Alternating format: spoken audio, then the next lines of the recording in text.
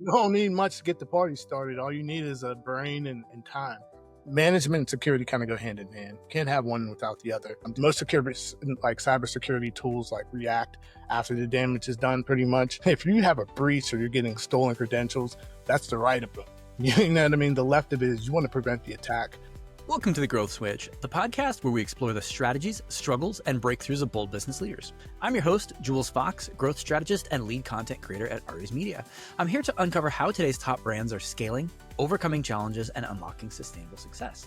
Now, for those of you just tuning in, Aries Media helps grow successful brands with comprehensive, hands-on support for sales, business development, and performance marketing. Go ahead and drop growth into the comments if you want to learn how to do that. Today, we have a very special guest. We have Daniel Elliott. He's the founder of Delta Bear. It's an AI-powered cybersecurity firm that's helping healthcare and manufacturing companies to neutralize ransomware and data theft before it happens with sub 200 millisecond threat response and zero human latency. Daniel, welcome to the podcast. Thank you, Jules. I appreciate you having me on. Yeah, pleasure to have you on. And, I'm actually going to start this with just a late breaking story, which is just last night, I saw that there was this, 18, 19-year-old college kid who hacked two major companies. And to me, that was kind of crazy because a lot of times, we think, oh, this is like organized crime. These are like, very high tech hackers. This was a college kid who just found some weaknesses in some major companies and was ransoming them for like $200 million in Bitcoin. So yeah, what's going on? You don't need much to get the party started. All you need is a brain and time. I mean, Yeah. time is our most valuable commodity, right? So if you got time and your interests are to do nefarious acts, you're just going to expand on that time, and it's going to give you a foundational prowess to be able to take that skill set and do dark things with it. And unfortunately, with the power of AI, in the wrong hands, you get these type of stories, unfortunately, and companies pay the bill. Yeah. Unfortunately, it is a good time to be a bad guy because we have all these tools. However, we have people like you out there. So I would love for you to take the opportunity to introduce yourself and Delta Bear. How'd you get started in cybersecurity? What do you do? Thanks, Jules. Appreciate that. I'm Dan Elliott. I'm the founder of Delta Bear. It really started with just being in IT, man.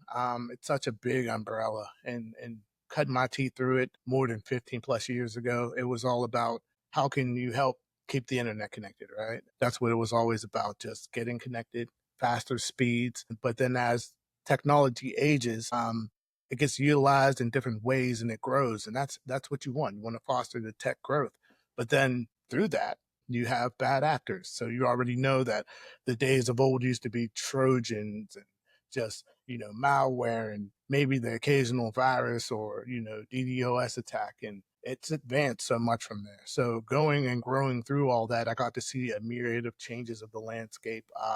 Got to really cut my teeth through either being project management and really getting to understand in terms of like a life cycle, how cybersecurity had to play a forefront in terms of getting anything accomplished or created.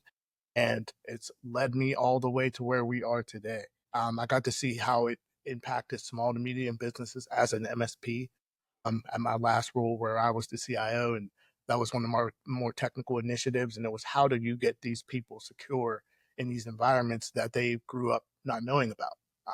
How do you close that gap in education? And then how do you make it scalable and affordable to where they're not getting left out, but completely just hung out to dry in terms of compliance?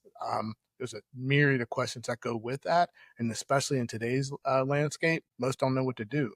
So it kind of called to me. It was a vision I seen and felt for the better part of early 2025. And it's something I couldn't not call to. So with my IT experience and what I knew, I pinged people from around the region who I respect their minds. And we started figuring out how to piece this thing together.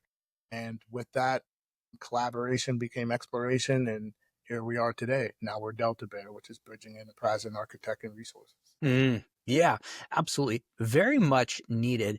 And I think that some people out there get it and some don't. Some people think, well, I'm small potatoes, I'm small fries. Nobody actually wants me. But you've said that most small businesses are dangerously underserved when it comes to cybersecurity. So what was that breaking point, where you're just like, I need to make sure that everyone is protected? I was in a meeting. I was actually in a meeting with a nonprofit, and we were presenting them with a solution. And within that solution that we curated, it had everything they needed. We knew what they wanted. We worked with their users. We understood the whole environment, only to find out that they couldn't afford it. And then we had to scale it back. And then the first couple things that go were the add-on services that they probably shouldn't avoid it, but they just wanted to get the management side taken care of. Management and security kind of go hand in hand. Can't have one without the other. Just because your users are able to get support doesn't mean that your environment is protected. I mean, you want to have a holistic experience when you're talking about a managed service provider. You don't want just being able to have your users to be able to call on because they need to get certain things done or they have an issue underneath your environment. You want a partner that you can call on for the gambit, because that big old umbrella that is IT is a scary one if you're not prepared. And unfortunately, especially today with profits and ROI and getting Activitas to where they need to be, SMBs aren't put at that forefront. They're actually neglected and price gouged to death. So with that respect, you want to be able to have someone present something to you. And it's not just a solution, but it's something that's forward thinking, something that's going to keep you above ground, right? You don't want to find out that you're upside down at the last moment because you just were paying your managed service provider. You get a questionnaire from your cybersecurity insurance and you don't know what to do. You want to be holistically prepared. So the challenges that fall underneath that and being in that room and experiencing that was just like we're doing them a disservice. If we care about the community as much as we say we do, then why why, why wouldn't we be honest with them? Why would we try not to prepare them better? Why wouldn't we give them the education that they would need that helps them serve so they can serve the communities and we can serve them? There's reciprocity there. If we're just worried about the price and not the solution, we're not being tech forward. We're actually being predatory. Yeah, I mean, it's a little like, as a fellow parent, right? If your kid was getting bullied at school, you would show up in a heartbeat. You would be a phone call away. But that's not a comprehensive solution. You also want to get your kid in the martial arts classes or teach them some resilience and self-confidence or how to make friends with people or even how to run away or diffuse a situation. It's a comprehensive solution more than just like, oh no, you guys got hacked. We'll be there in a jiff, like Yeah. that's not the only solution, and it's not a good solution is only to be responsive, right? No, you don't want to be responsive. You want to be beyond proactive. You already want to put solutions in place that are actively working for you. We live in the now. Mm-hmm. You can't rely on databases of old or technology of old that needs performance updating or et cetera to fix things, or latencies in terms of how they roll fixes out in order to protect your environment when the bad actors are sitting behind what you thought was protecting you and they're building in your playground. Next thing you know, it's a little too late for all that. Yeah. So tell me a little bit more of what left of boom security means and how that's changing the way that organizations are defending against these modern cyber threats. Yeah. So left the boom is more or less like, I guess you can call it like a catchy term that's utilized, but more or less it just means that you stop the threat before it even detonates. Mm-hmm. Most security, like cybersecurity tools like react after the damage is done pretty much. If you have a breach or you're getting stolen credentials, that's the right of boom. You know what I mean? The left of it is you want to prevent the attack from happening in the first place. You don't want to leave it up to the air of imagination to be like, oh, well, we stopped that threat, not to know the canary files are just lying in the background waiting. Or you thought. You thought is a very dangerous thing to say. Yeah. We felt like we prepared. Well, I feel like a lot of things. Yeah. Yeah. It's just not the way that the landscape and the actors are playing, and they're not going to play fair. So, I mean, your responsibility to your environment and to those you serve and protect underneath that environment, especially with privacy and data, is just by doing your due diligence. I mean, there's so many cool tools. They're at the forefront of exploration or development that are currently out there that are looking to try to find those footholds to give customers that are in those nonprofits or small underserved communities the ability to be ahead of the enterprise big boys and give them the same type of ease of comfort so they don't Mm-hmm. have that missing puzzle effect, I guess you could say. Yeah. Yeah. So my analogy to that is kind of like the bomb squad, like it would be so much easier to either, snip the wire before the bomb goes off so you don't have to clean up the bomb after it explodes, right? Like it's much easier to be preventative than it is to come clean up the mess after the bomb goes off.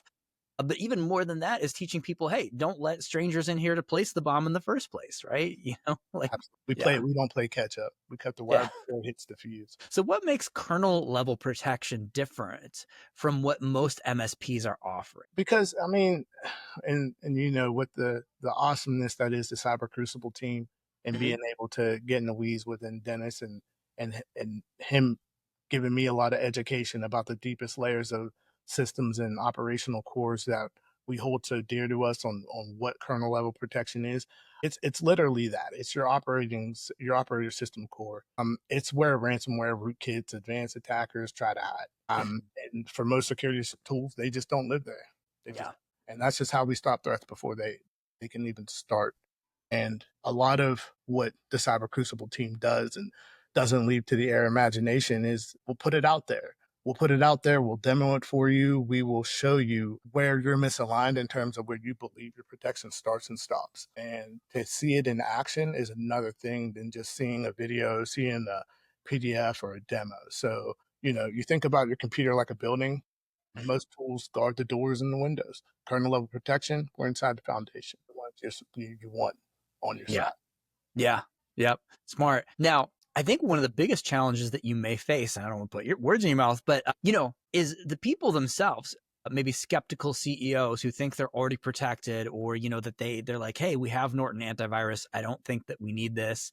Maybe you have some lean teams from these startups and stuff. So how, like, what is the story that you can tell these people to show them the importance of having like a more comprehensive and thorough cybersecurity solution? I try not to lean into the fear mongering portion of it, but it really is easy to do. Mhm. But the fact of the matter is you talk about those teams. You talk about the teams and how they support whatever their initiative is. And at the forefront of all technology is someone there that has to manage everything underneath that IT umbrella, right? Whether it's an operations guy or it's a logistics guy or it's a former math teacher. I've seen a myriad of different titles, but they're wearing multiple hats just due to them being lean, or it's just unfortunately not a budgetary alignment at the moment, and they're very aware of how much it would cost to put IT personnel inside their environment. Mhm. That's where it typically starts. And within that typically starting there, then the assumption starts to creep in that, well, if it costs this for one body, then to get these services managed has to cost X without any homework actually being done. And Mhm. that's typically where it's easier to have the conversation because those same people that are actually a part of the conversations and the decision makers in the room, they can understand the dollar and the cents when you give them the analysis and show them that if you're going to have these problems and they are going to serve as the liability, you want to get them fixed. But I can show you through an analysis and a cost analysis, not only you can afford it, you cannot afford to not have it. And if not having it can cost you greatly more than having it, you have to outweigh the benefit at that point and make a smart business decision. I think a lot of fear also lies in people being taken care of, people being taken advantage of. Mhm. That's a very, very big thing, unfortunately, in today's landscape is people being more margin oriented in terms of their solutions that they provide versus worried about the end clients and preserving that relationship and growing within that client. We Mhm. all understand inflation, we all understand escalator, and we all understand business. But at some point, you know, the ethical approach in terms of who you're serving makes a difference. And if you're constantly having your client run late on bills and things of that nature, and you're paying attention to the environment that is in front of you and your client, and you're having that relationship, ask the appropriate questions versus asking, can you pay your bill? What's going on? What challenges are they facing? Is it funding? Mhm. There's a million tech grants out there. How can you help them write one? How can you be more solutions oriented, you know, like Delta Bear is versus the norm, which is we want you, but then once we got you, you just need to pay this bill and we'll provide you the services in your contract. That's nonsense. Yeah. I mean, that's more of a racket than it is protection. Like, yeah, Stressful, yeah. stressful. You want a partner that's going to be there. I mean, I found myself last year completing more cyber security insurance questionnaire forms than I knew of prior to where I had to get educated. And then it was more or less like, I wonder how many more underserved communities and companies and municipalities and in places that don't traditionally have the funding to make sure that from an IT perspective, they're in compliance. Um, it's just a shock. It was a shock. Yeah. I mean, I guess I would liken it to gambling. Like, if you think that you can get away with it because you're like, it probably won't be me. I feel like hope and probably isn't a strategy that they use for marketing. Like, it'll probably work. Let's throw some money at it, right? So, yeah, we probably won't get hit by a threat. That feels a lot like gambling to me, and which is something that those people usually are averse to. It's true. That's very true. And I mean, and that's another thing too, is there's no necessaries to take the risk. I mean, like, why would you want to put what you built at jeopardy because you're worried about what the ad could spend, what it could cost you? It's that word. It's could, it's wish, it's I feel. It's those things that are the phrase towards to an emotional inflection that doesn't matter. Do the homework. Put the data against what you're experiencing underneath your vertical and see if it trends. And if it trends, then you need to make the appropriate decision, because not making the appropriate decision could cost you exponentially more all the way to your business closing. Fines, and there's just no need for it. The education's out there. We're proactively trying to provide it to all clients who are, or potential clients that are trying to listen. That's why we don't charge for our consultation up front. No, we Mm-hmm. just come out, we'll talk to you. Whatever you got going on, we want to know about it. And we want to see where we can help you. And that's where it really starts. So, in having a noble company, you do good for the world. You're out there helping these companies, protecting them. What are your growth goals to have more impact, say, over the next 12 months? To be more ingrained into the communities that serve, especially in the Pittsburgh market. I think a lot of the competitiveness, it has to be there, right? But Mhm. when you're talking about making an impact and getting growth and bringing clientels on, a lot of what I spoke to earlier, I really would love to echo in those communities. I mean, being able to serve and be a part of doesn't mean just stroking the check or just being there to paint a wall. What are you doing to keep up with those obligations to show that you are involved and you're ingrained and you're growing within those communities?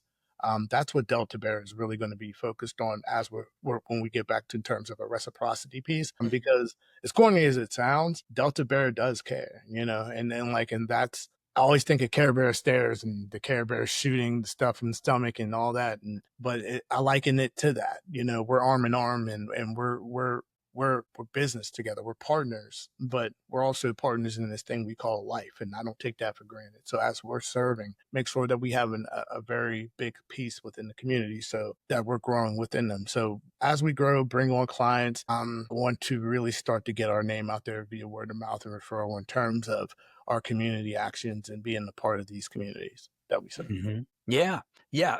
Very noble, obviously coming from a heart-centered approach. So, say there's something holding you back, holding that company back, the care is there, the technical skill is there, and the people need your help. So, if you had a magic wand to take away that one thing holding you back, what would that thing be? What is that thing holding back the right companies from connecting with you to get the service that they need and that they deserve?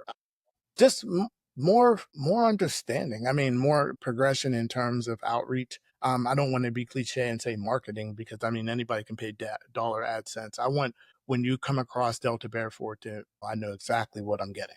Yeah, Mhm. Mhm. 100% locked into what Delta Bear's doing. There's a new offering. They have a new partnership. They're doing X, Y, and Z, and I can trust and believe that I'm going to get quality of service, at notional cost, because cost can't be about everything, and it just can't. What solutions are we providing for you, and how are we trying to grow with you as you're trying to achieve your goals? They have to be some type of alignment, right? So Mhm. that's really what we're going to be championing for the forefront. But if I had a magic wand, I would love to drop a little digital bear on Yeah. everybody and have it crawl into their endpoints and just live there, and Yeah. then print them a little report that just went back and showed them how secure they thought they were and why we should have a conversation.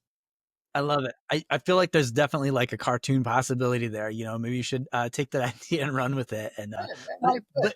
but it's important too, right? I mean, I think that yeah, people need to get this. They need to get it. Yeah. Yep, Yeah. and they need to pay attention to what's happening in their backyard. I mean, there's a lot of solutions-oriented companies that are out there. There's a lot of VARs that are out there, a lot of MSPs that are out there. Pay attention. Do your own homework, do your own due diligence, and don't do the due diligence they give you. not including even me. Yeah. Put it up Right. against other other companies and really see what you're getting in terms of services, not just dollars and cents, and comb it over again and again. Make them prove it to you. Because I guarantee you, when you whittle it down and you get to the end of the stick, you're going to find something that you did not expect to have. And there's nothing worse than buyer's remorse after you locked into a contract that you found out someone can't really uphold and you thought you Right. were getting quality. Right. So how can people reach out to you? Anybody watching or listening, those links are going to be right below. What's the best way that they can reach out and at least set up that meeting? You can reach out to us at www.deltabear.ai. You can actually give us a phone call, 412-866-MIRA, or Bear, I'm sorry, not Mira. Mira is actually an AI model we built to manage inflow. So Mira, if you want to call and get some education on cybersecurity, talk to Mira. She'll give you some information, but we can get that scheduled and we can get out to you ASAP. We can serve the Pittsburgh greater region. We can go outside of that, no issues, and we can scale to any environment, even though we are definitely aimed to serve the SMB market. Make no mistakes about it. We can scale to enterprise with no issues. Amazing. Yeah. Yeah. Thank you. Thank you, Dan. Really wonderful to have you on the podcast. I appreciate your expertise. Jules, you're the man. Thank you. Appreciate your time. Thank you so much.